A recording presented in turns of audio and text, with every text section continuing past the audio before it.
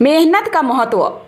राहुल एक समझदार लड़का था, लेकिन वह पढ़ाई के मामले में हमेशा मेहनत करने से बचता था।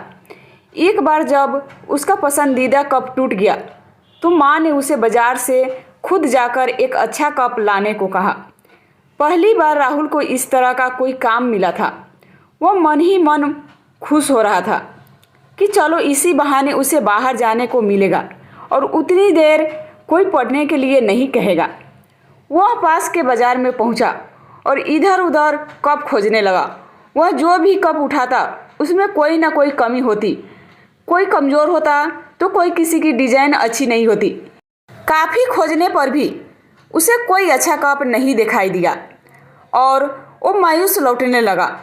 तभी उसकी नज़र सामने की दुकान में रखे एक लाल रंग के कप पे जा टिकी। उसकी चमक और खूबसूरती देख राहुल खुश हो गया और झट से दुकानदार से वो कप हाथ में ले देखने लगा। कप वाकई में बहुत अच्छा था। उसकी मजबूती, उसकी चमक, उसकी शानदार डिजाइन, हर चीज़ परफेक्ट थी। राहुल ने वो कप खरीद लिया और घर चला गया। रात को भी वो कप अपने साथ ले बिस्तर पे लेट गया और देखते देखते उसे नींद आ गई। वह गहरी नींद में सो रहा था कि तभी उसे एक आवाज़ सुनाई दी, राहुल राहुल। राहुल ने देखा कि वो कप उससे बात कर रहा है। कप, मैं जानता हूँ कि मैं तुम्हें बहुत पसंद हूँ, पर क्या तुम जानते हो कि मैं पहले ऐसा नहीं था? राहुल, नहीं, मुझे नहीं पता, तुम ही बताओ कि पहले तुम कैसे थे? कप, एक समय था जब मैं मामूली लाल मिट्टी हुआ करता था।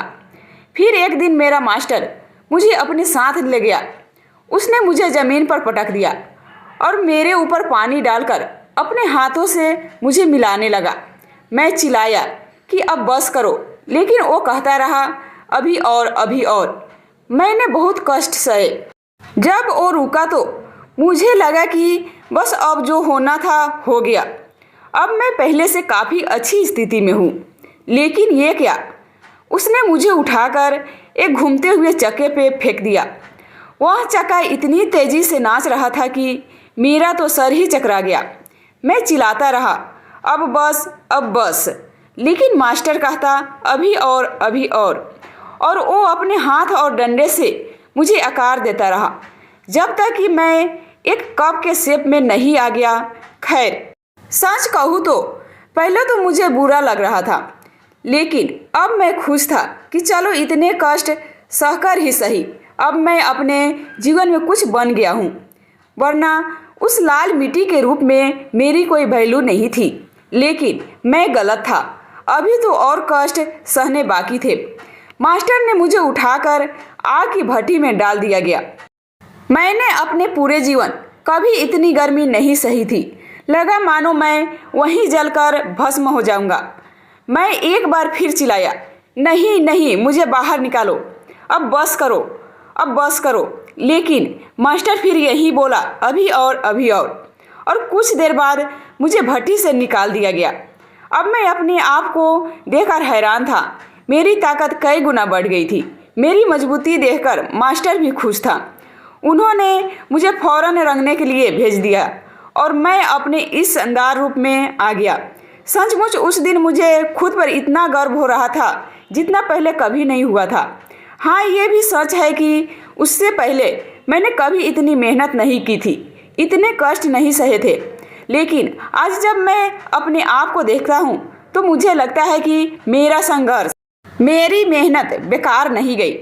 आज मैं सर ऊंचा उठाकर चल सकता हूँ। आज मैं कह सकता हूँ कि मैं दुनिया के सबसे अच्छे कपों में से एक हूँ। राहुल सारी बातें बड़े ध्यान से सुन रहा था और जैसे ही कप ने अपनी बात पूरी की, उसकी आंखें खुल गई। आज सपने में ही सही, राहुल मेहनत का महत्व समझ गया था।